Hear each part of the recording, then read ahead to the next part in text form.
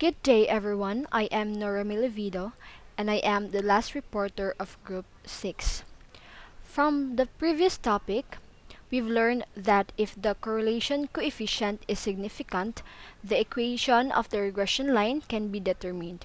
Also, for various values of the independent variable x, the corresponding values of the dependent variable y can be predicted. Now, I will show you other measures that are associated with simple linear regression, which are coefficient of determination, prediction interval, and confidence interval. But before that, let me recapitulate the definition of simple linear regression. A simple linear regression involves only two variables, a dependent variable and an independent variable. The variable to be predicted is called the dependent variable, and the predictor is called the independent variable or explanatory variable. Now, in getting the equation of the regression line, we will use the formula y apostrophe equals a plus bx, where a is the y apostrophe intercept and b is the slope of the line, and we can get the values of our a and b by using these formulas. For example, we have the values of our x and y, in which x 1, 2, 3, 4, 5 and y 10, 8, 12, 16, and 20 in getting the equation of the regression line.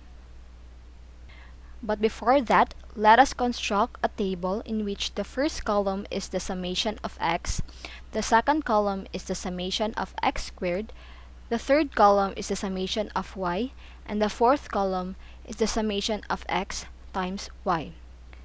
If we already have those values, now let us substitute it to the formula of a and b, in which our a equals 4.8 and our b equals 2.8, hence y apostrophe equals 4.8 plus 2.8x. Before I will start my discussion on the coefficient of determination, there are three types of variation. The first one is the total variation with the formula summation of the square of y minus y bar. For the explained variation, we have the formula summation of the square of y apostrophe minus y bar. And for the unexplained variation, we have the formula the summation of the square of y minus y apostrophe. For example, we have the values of our x, which are 1, 2, 3, 4, 5, and for the values of our y, which are 10, 8, 12, 16, and 20. For step 1, we must find the predicted y apostrophe values. For x equals 1, y apostrophe equals 4.8 plus 2.8 times x. Now we will substitute the value of our x to the equation.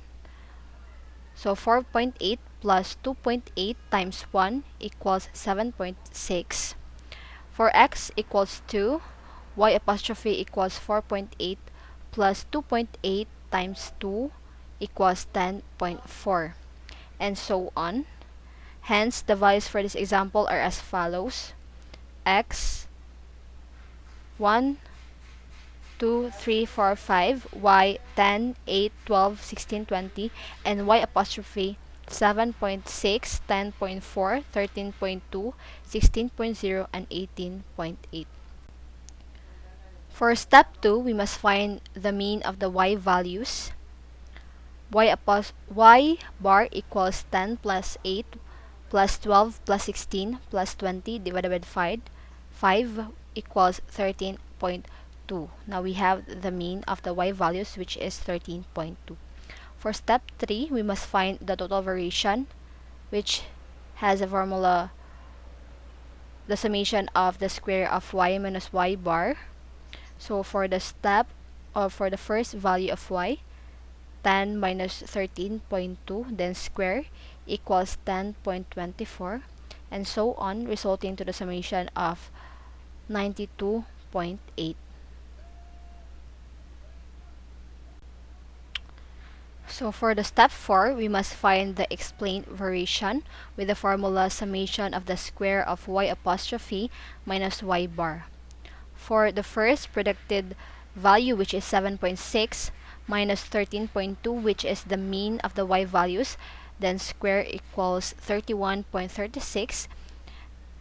For the second predicted value, which is 10.4 minus 13.2, which is the mean, then square equals 7.84, and so on, resulting to the summation of 78.4. For step 5, find the unexplained variation with the formula summation of the square of y minus y apostrophe. For the first y value, 10 minus 7.6, which is the predicted value, then square equals 5.76. For the second value of y, which is 8, minus 10.4, which is the predicted value, square equals 5.76, and so on, resulting to the summation, which is 14.4. Now we already have the values of our explained variation and unexplained variation. So notice that the total variation, which is 92.8, is equal to the explained variation plus unexplained variation, which is 78.4 plus 14.4, which is also 92.8. So note that the values y minus y apostrophe are called residuals. A residual is the difference between the actual value of y and the predicted value y for a given x value. The mean of the residuals is always 0. Now, let us proceed with the coefficient of determination, which is defined as a measure of the variation of the dependent variable that is explained by the regression line and the independent variable. The symbol for the coefficient of determination is r squared. It also means that it examines how differences in one variable can be explained by the difference in the second variable when predicting the outcome of a given event. Now, the formula for the coefficient of determination is r squared equals explained variation divided by the total variation. Now, if we will use the example that I've shown to you earlier, we already have the explained variation and the total variation. Now, substituting on the formula of the coefficient of determination, we have 0.845. Since the term r squared is usually expressed as a percentage, so in this case, 84.5% of the total variation is explained by the regression line using the independent variable. So another way to arrive at the value for r squared is to square the correlation coefficient. In this case, r, or the correlation coefficient, equals 0.919, and if we will square it, we can get the coefficient of determination, which is 0.845. Now, let us proceed with the prediction interval. It defines as an estimate of an interval in which future observations will fall with a certain probability given what has already observed. So, prediction intervals are often used in regression analysis. When a specific value x is substituted into the regression equation, the y apostrophe, or the predicted value that you get, is a point estimate for y. For example, if the regression line equation for the age of a machine and the monthly maintenance cost is y apostrophe equals 55.57 plus 8.13x, then the predicted maintenance cost for a 3-year-old machine would be y apostrophe equals 55.57 plus 8 times 8.13 times 3, or $79.96. So, since this is a point estimate, you have no idea how accurate it is. But you can construct a prediction interval about the estimate. Now, for the formula of the prediction interval, we have y is greater than y apostrophe minus t sub alpha divided by 2 times s sub est, or the standard error of the estimate, times the square root of 1 plus 1 over n plus n times x minus x bar square divided by n times the summation of x square minus the square of the summation of x, and less than y apostrophe plus t sub alpha divided by 2 times s sub est, or the standard error of the estimate, times the square root of 1 plus 1 over n plus n times the square of x minus x bar divided by n times the summation of x squared minus the square of the summation of x, with a degree of freedom equals n minus 2. So as we can see in the formula, there is a standard error of estimate, or S sub est. So before we can get the prediction interval, we must first solve or know the standard error of estimate. The standard error of the estimate, denoted by S sub est, is the standard deviation of the observed y values about the predicted y apostrophe values. The formula for the standard error of the estimate is S sub est equals the square root of the summation of the square of y minus y apostrophe divided by n minus 2. Example, we have a copy machine maintenance cost. A researcher collects the following data and determines that there is a significant relationship between the age of a copy machine and its monthly maintenance cost. The regression equation is y apostrophe equals 55.57 plus 8.13x. So find the standard error of the estimate. So as we can see here, we have three columns, which are machine, age, and monthly cost. For step 1, we must make a table as shown.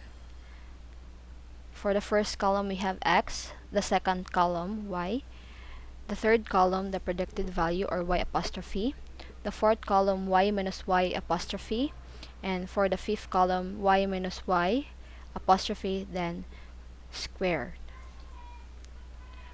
So for step 2, using the regression line equation, y apostrophe equals 55.57 plus 8.13x, compute the predicted values y apostrophe for each x and place the results in the column labeled y apostrophe. For x equals 1, substitute it to the equation, which is y apostrophe equals 55.57 plus 8.13 times y times 1 equals 63.70. For x equals 2, y apostrophe equals 55.57 plus 8.13 times 2 equals 71.83, and so on. Now we already have the values of y apostrophe, or the predicted values. For step 3, for each y, subtract y apostrophe and place the answer in the column labeled y minus y apostrophe. So 62 minus 63.70 equals negative 1.70. Then 78 minus 71.83 equals 6.17. 70 minus 79.96 equals negative 9.96, and so on. Now we have the answer in the column labeled y minus y apostrophe. For the fourth step, square the numbers found in step 3 and place the squares in the column labeled y minus y apostrophe, then square. Now the table is completed. Then for the step 6, substitute it in the formula and find the standard error of the estimate. So S sub est equals square root of the summation of the square of y minus y apostrophe divided by n minus 2 equals the square root of 169.7396 divided by 6 minus 2 equals 6.51. So the standard error of estimate is 6.50. So the standard error of the estimate can also be found by using the formula S sub est equals the square root of the summation of y minus a times the summation of y minus b times the summation of x times y divided by n minus 2. So, for example, we find the standard error of the estimate for the data or example that I've shown to you earlier by using the preceding formula. The equation of the regression line is y apostrophe equals 55.57 plus 8.13x. For step 1, we must make a table. The same with the other formula. The step 2, find the product of x and y values and place the results in the third column. For the step 3, square the y values and place the results in the fourth column. For step 4, we must find the sums of the second, third, and fourth columns. So the sum of the y values is 496. The sum of the x times y values is 1778. And the sum of y square is 42,186.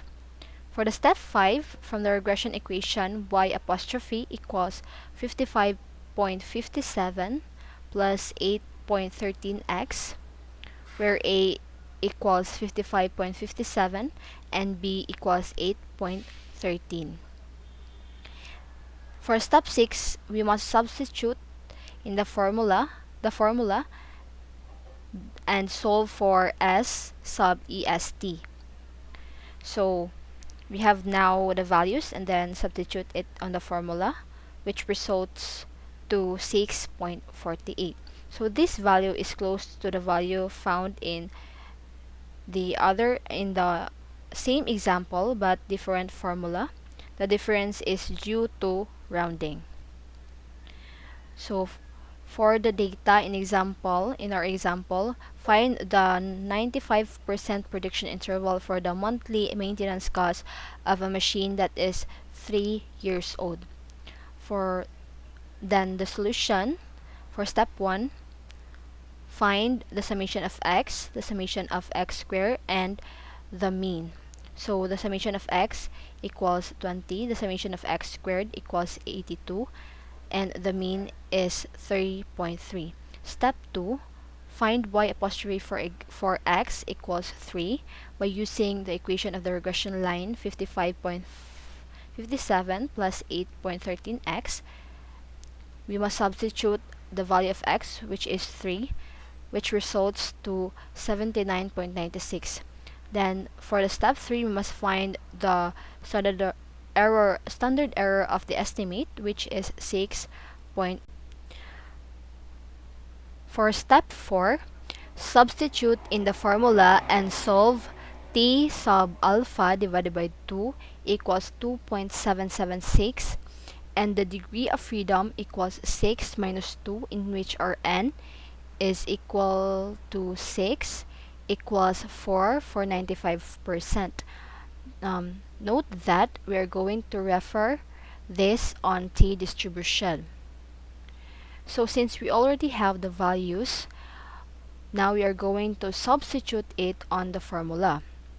So y is greater than 79.96 minus 2.776 times 6.48 times the square root of 1 plus 1 over 6 plus 6 times the square of 3 minus 3.3 divided by 6 times 82 minus the square of 20, and it is also less than 79.96 plus 2.776 times 6.48 times the square root of 1 plus 1 over 6 plus 6 times the square of 3 minus 3.3 divided by 6 times 82 minus the square of 20. Now we have the prediction interval, which is y is greater than 60.53 and n is less than 99.39. Hence, you can be 95% confident that the intervals y greater than 60.53 and is less than 99.39 contains the actual value of y. Now let us proceed with confidence interval. So it represents a closed interval where a certain percentage of the population is likely to lie. So in this topic, I'm going to explain to you how to construct the confidence interval around the slope of a regression line. So we will focus on the equation for a simple linear regression, which is y apostrophe equals a plus bx. So these are the steps in finding the confidence interval. Number 1, identify a sample statistic. The sample statistic is the regression slope b. Number 2, select a confidence level. Number 3, find the margin of error. When calculating the margin of error for a regression slope based on the critical value and standard error, use a t-score for the critical value with degrees of freedom equal to n minus 2. For the fourth step, specify the confidence interval. The range of the confidence interval is defined by the sample statistic or the slope, positive, negative margin of error. For example, the local utility company surveys 101 randomly selected customers. For each survey participant, the company collects the following: annual electric bill in dollars and home size in square feet. Output from a regression analysis appears below, where regression equation y apostrophe equals 15 plus 0.55x and the standard error of estimate equals 0.24. So based on the equation, the regression line, the slope is 0.55.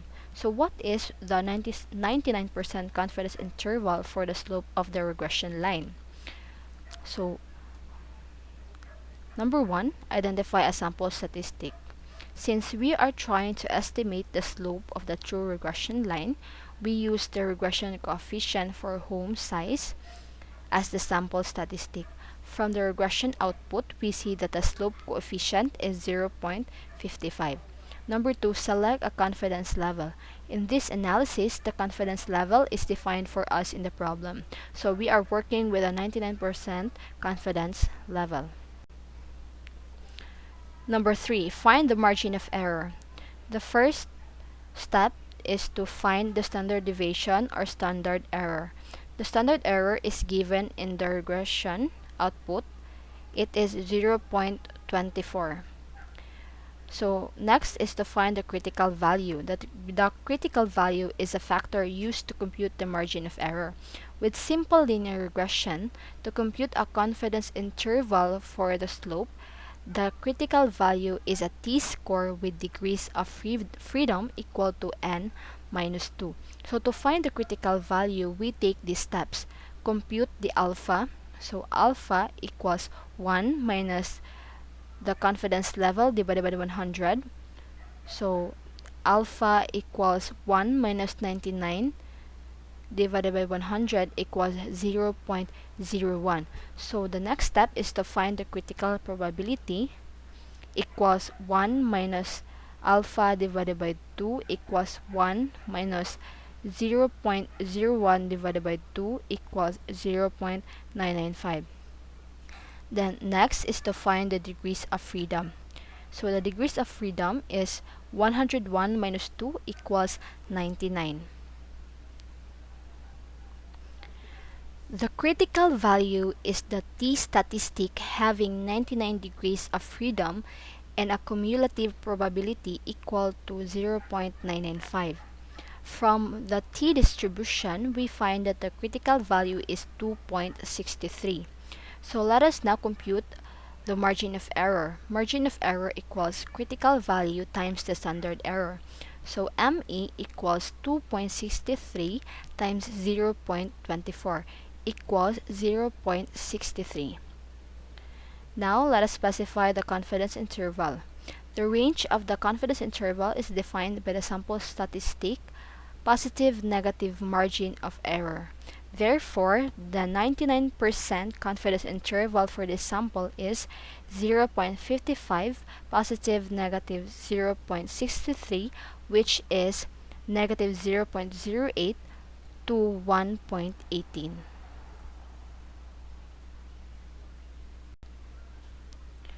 For your assessment, kindly send it to my Gmail account or through Messenger. Once again, this is Norime Livido. Thank you.